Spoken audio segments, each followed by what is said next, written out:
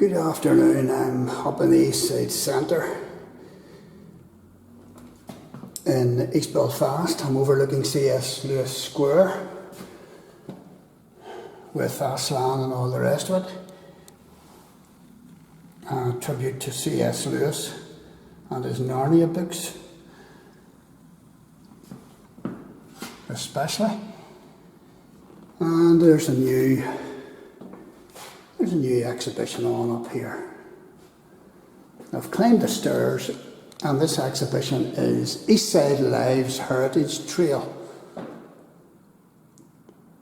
This exhibition brings together the people featured on the EastSide Lives Heritage Trail under one roof. It celebrates the millies, shipyard workers, community workers, professionals, healthcare professionals, shopkeepers and kind-hearted criminal godfathers who helped build the community of East Belfast. Each stand has a reproduction of the artwork found on the trail as well as the information researched by members of the community. To hear our researchers share more about Eastside Lives, download the interactive map and audio guide from the visitor. Visit eastside.community.com. Silly me. Numbers corresponding to the map locations can be found on each stand. And there's parts of East Belfast. And this is the wee trail booklet that you get. I'll open that out in a wee minute. So these are the characters that you'll see around the streets, and there's full size of these characters. We're going to see where it starts. I've just walked past it. So we've got Jane Scott, the one who, according to family legend, was responsible for the sinking of the Titanic. That's a bit strange.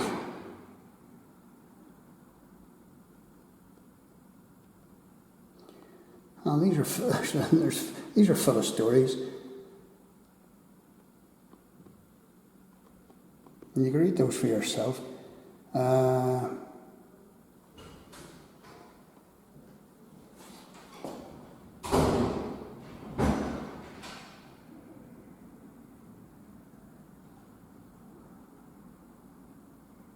Right, so that was Jane Scott's son Samuel, who died at the age of 15, falling off a gantry. And because of that, Jane was said to have put a curse on the Titanic.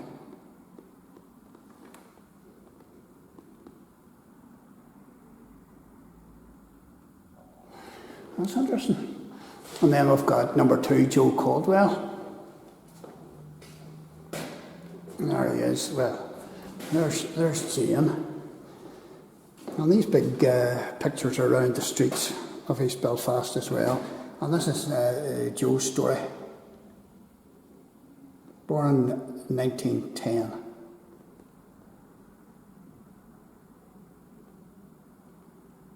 Referred to as Wee Joe. Died in 1981.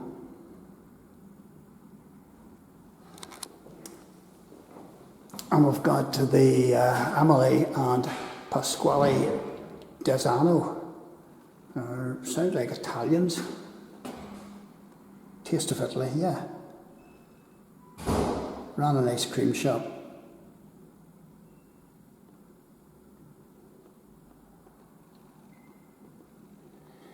And there was a thriving Italian community in Belfast and other towns around Northern Ireland. Italian ice cream was well established tradition in Belfast since the start of the 20th century. Ice cream shops owned by descendants of Italians such as Desano's, Fosco's, Morelli and Rossi still exist over 100 years since first appearing on the streets of Belfast. Now, I remember there was a Fosco's in Banbridge, and there was also a Scapitici, so there was 2 Italian connected families in Banbridge whenever I was growing up. And this is Mary Roddy, born in Dundela Avenue, East Belfast, 1892, lived to the grand old age of 90. She was no ordinary woman.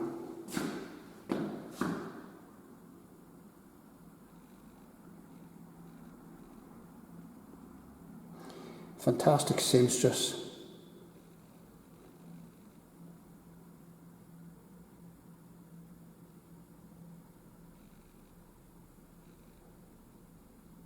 Person who offered advice and guidance to those in times of need, almost like an early version of the Citizens' Advice.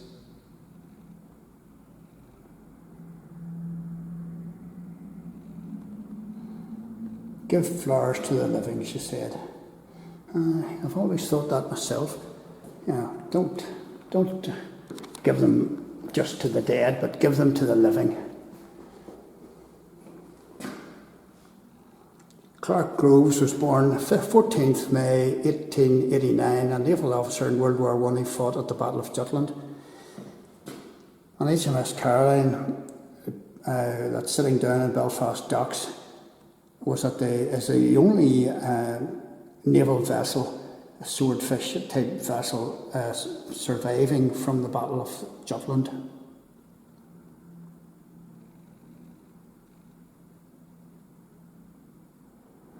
The Biggies pitch was very like the one seen in the TV series Peaky Blinders.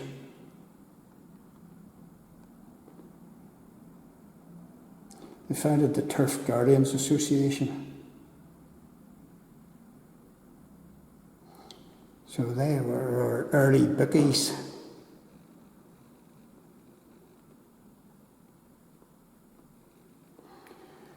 There you go. And over to Horatio Todd.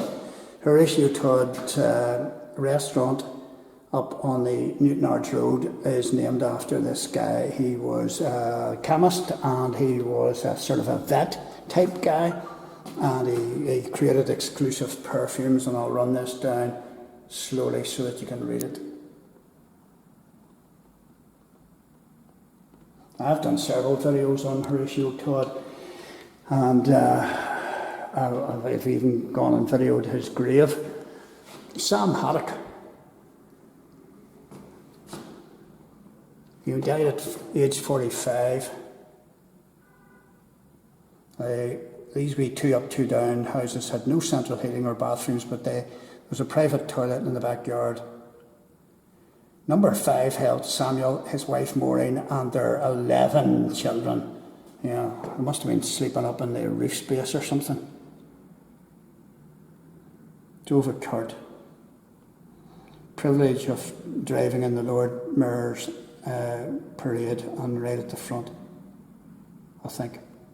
Love for animals.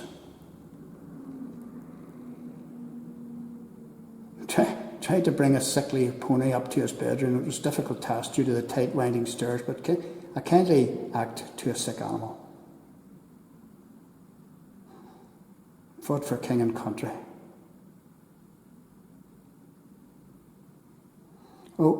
He was a telegram to his mother was missing, presumed dead, but on Christmas morning, Mrs. Haddock opened her front door to receive the greatest gift ever. Her precious son Samuel had come home. Unfortunately, he still died at the age of 45. And this is W.H. Richardson. Before opening his fruit and flower shop on 339 Albert Bridge Road, William Henry Richardson grew the first bananas in Britain or Ireland. Isn't that good? I love these wee stories. Isn't this class? And you can follow this trail around Belfast, East Belfast.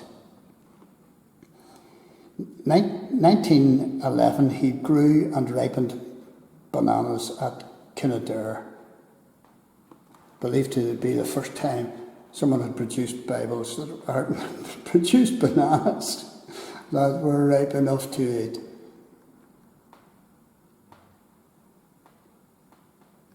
He set up a fruit and vegetable stall and daffodils and all the rest. Died in 1943. His daughter Jessie took over the business. She ran it with help with her sisters until she retired. 1970s. I love these great wee stories. And this is Greta Min, created a haven for her girls in Thorndyke Street Club. It was a home from home where you were encouraged to be yourself.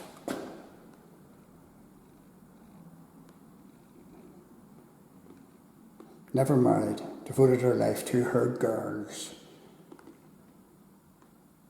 She's unable to get home in North Belfast. She slept on the premises. Arts and craft display nights, many outings to pantomimes and Shimna House and Newcastle, and wonderful memories of a beautiful lady. It's nice that she's remembered there too. And come and check this exhibition out for yourself. There's several others still to do. There's Dr. John Pitt, and he was a well-known doctor. Give a helping hand to people.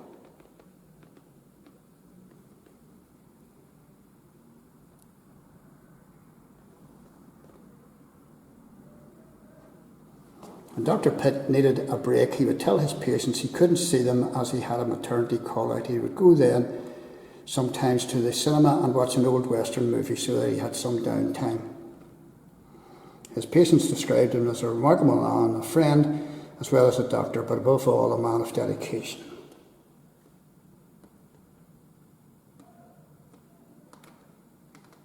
And there's a Pitt Park to remember him in Belfast. And this is activist Nellie Gordon, a child mill worker who became a fearless trade union activist who rallied against conditions in the mills. Millie turned militant, and I remember at Newtownards High School, if there was young girls who were badly behaved and all the rest of it, you know, and used bad language, their mates would call them wee Millies, and it was definitely a term of derision. So there's Nellie Gordon's story. You wee Millie, you.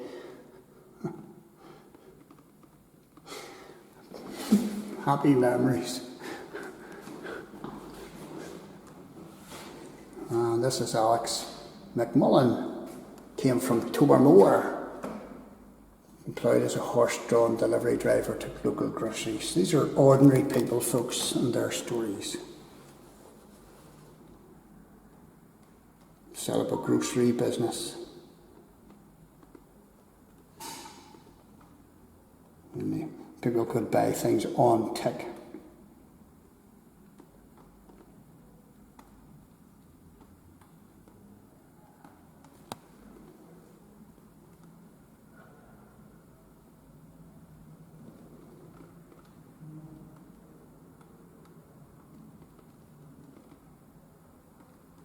He delivered and collected washing machines daily to housewives. Daily rental was £0.50. So he rented them out to them. It's not good.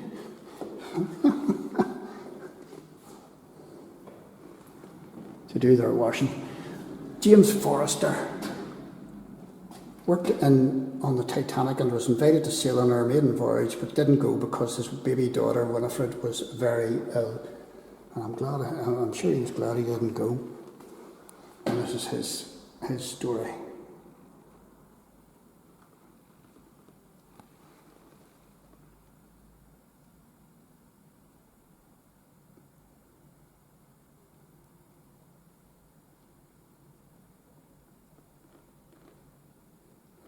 And there's 9 mates who went, and there were designers and tradesmen and all the rest of it perished.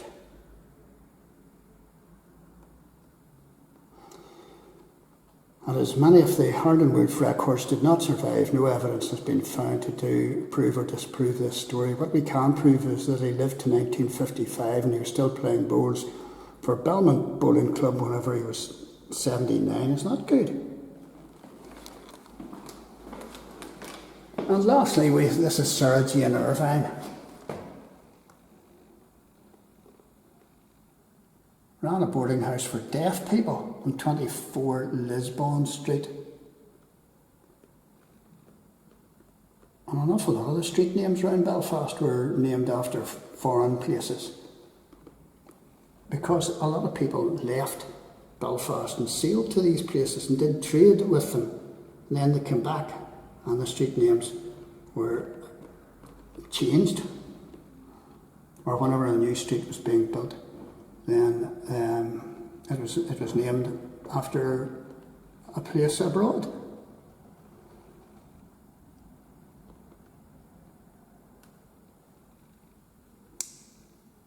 And anyone presumably paying to live at our boarding house is described as deaf and dumb. This term is now considered offensive. Deaf, have a hearing impairment, or having a hearing impairment is preferable today.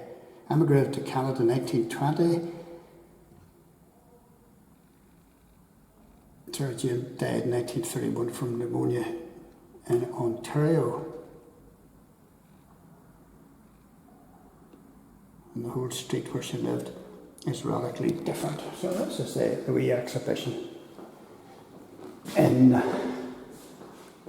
EastSide Centre. Come and check it out for yourself. Meet ordinary people from East Belfast through artwork and stories on EastSide Lives Heritage Trail. Catch a glimpse of social history and learn about who shaped our community. I'll try and open this up. If you open this out, it shows you, it's all the names of the folks and lists off the places where they lived.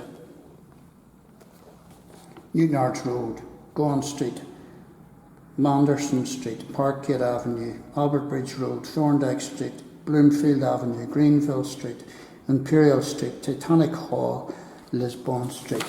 And on the other side, I presume these are some ladies going, or gentlemen going on a tour.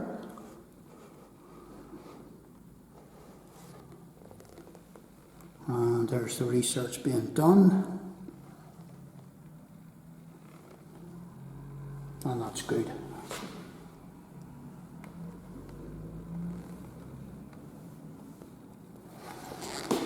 And there I'm looking out, and there's my wee bike waiting for me.